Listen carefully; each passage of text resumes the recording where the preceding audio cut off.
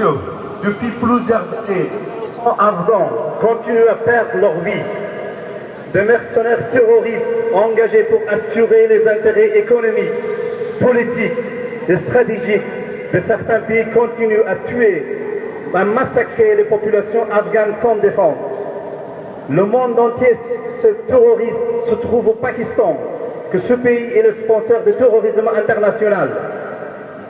Depuis 2001, avec l'aide d'Inter-Service Intelligence Agency, l'OSI, les talibans se sont réorganisés et s'infiltrent en Afghanistan pour tuer et maltraiter les populations afghanes sans défense.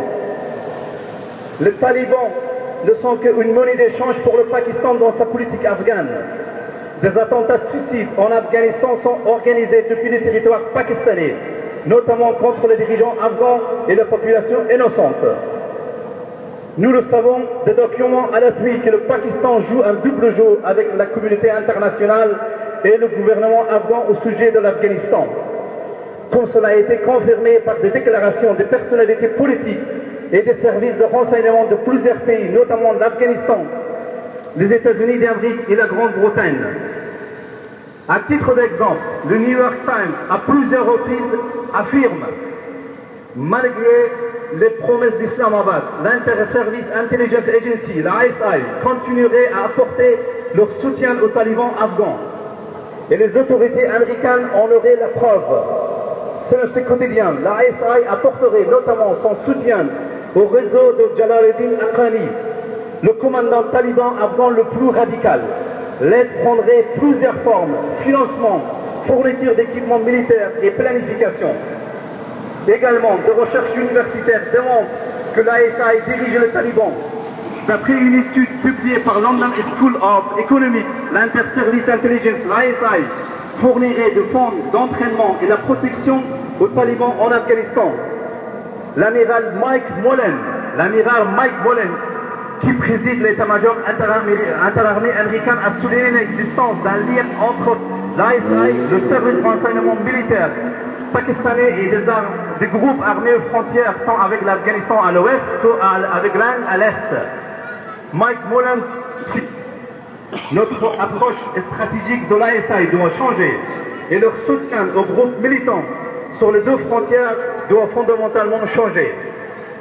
Non seulement l'ISI est derrière les talibans, mais ses agents participent directement au combat contre les troupes afghanes en Afghanistan. Le New York Times, citant des sources anonymes de l'administration américaine, ajouterait des agents de renseignement militaire pakistanais apporteraient un soutien aux insurgés talibans qui combattent dans le sud de l'Afghanistan. Un rapport secret de l'OTAN confirme le soutien des services secrets pakistanais aux insurgés afghans. Par exemple, le général McNeil, commandant de l'armée des terres américaines, dit que les talibans sont reconstitués leurs forces soutenues par le Pakistan. L'Inter-Service Intelligence, le ISI, ne veut pas que les talibans n'existent pour l'Afghanistan. Car l'ISI veut un Afghanistan en guerre permanente. L'un des agents de la CIA, Bruce Riddell, dit ceci: l'ISI empêche la négociation pour la guerre en Afghanistan. Selon le colonel Richard Combe, responsable des services de renseignement de la Grande-Bretagne, le Pakistan soutient les talibans et les laisse opérer sur son territoire. La création du gouvernement des talibans en exil à Quetta en 2003 est une autre preuve que le Pakistan dirige le taliban. Selon le New York Times de 26 juillet 2010, Wikileaks révèle le double jeu du Pakistan en Afghanistan. Pour le New York Times, les révélations du site Wikileaks montrent que le Pakistan soutient les insurgés en Afghanistan. La déclaration des dirigeants pakistanais confirme nos informations que l'ISI est derrière les talibans. Par exemple, le général Hamid Gul, l'ancien directeur de l'ISI, dans une interview en 2011, déclare ceci: soutenir les talibans est dans l'intérêt du Pakistan.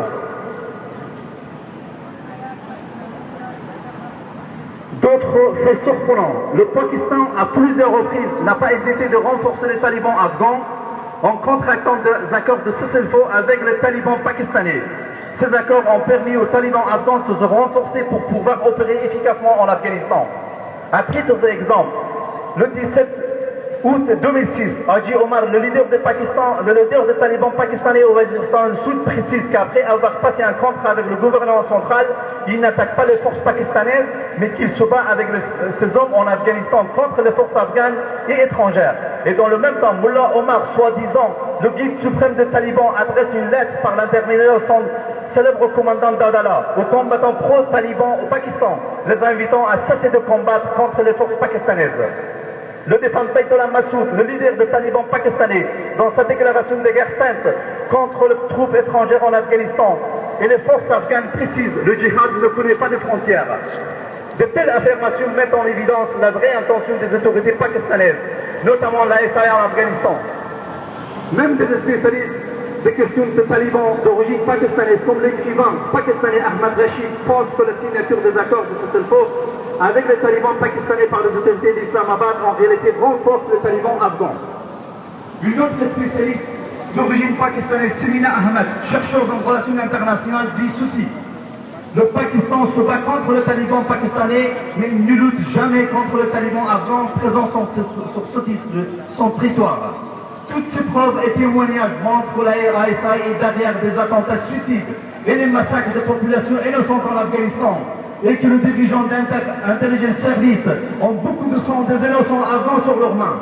Si aujourd'hui nous sommes venus ici, c'est pour protester contre l'ingérence du Pakistan dans les affaires afghanes, notamment celle de l'ISI, autour du massacre des populations afghanes et la destruction des infrastructures de l'Afghanistan. Nous exprimons notre immense tristesse après les derniers attentats perpétrés à Kaboul et dans d'autres endroits en Afghanistan causant la mort de centaines de personnes innocentes. Ces attentats ont été commandités à partir du Pakistan avec l'aval de ISI. Nous demandons à la communauté internationale, au peuple pakistanais que nous le considérons comme nos frères, de faire pression sur le gouvernement afin d'arrêter cette escalade de la violence et empêcher les massacres des populations afghanes à partir de son territoire. Nous demandons aux dirigeants pakistanais d'arrêter ce jeu de talibans et de renvoyer des kamikazes en Afghanistan pour tuer des innocents. Les talibans, c'est vous. Votre création, arrêtez de nous prendre pour des imbéciles. Depuis des années, Mullah Omar est mort. Et au nom de Mullah Omar, vous voulez une guerre contre l'Afghanistan, contre nous, contre nos enfants. Vous participez aux négociations au nom de Mullah Omar alors que vous savez bien que Mullah Omar, depuis des années, il est mort. Comment vous pouvez justifier un tel mensonge? Le gouvernement pakistanais doit savoir qu'une telle politique non seulement déstabilise la situation en Afghanistan, mais il va mettre en danger leur propre sécurité ainsi que celle de la région, voire la sécurité internationale, et que les dirigeants pakistanais un jour ou un autre vont répondre à ces actes criminels. Vous êtes en train de déstabiliser l'ensemble de la région. Vous devez savoir qu'une paix durable en Afghanistan garantirait la paix régionale. Le peuple afghan, comme les autres peuples, a le droit à la paix, à la liberté, à la justice, au développement économique et à la démocratie. Nous nous adressons de Paris, berceau de l'humanité, de droits de l'homme, aux dirigeants pakistanais pour dire que le temps a changé. La politique de vassalisation ne marche plus. L'Afghanistan sera dirigé par une nouvelle génération qui aspire à la démocratie, à la fraternité, à la paix, au progrès social. Venez, construisons l'avenir ensemble de la paix, à la fraternité pour l'avenir de nos enfants. Merci à vous tous.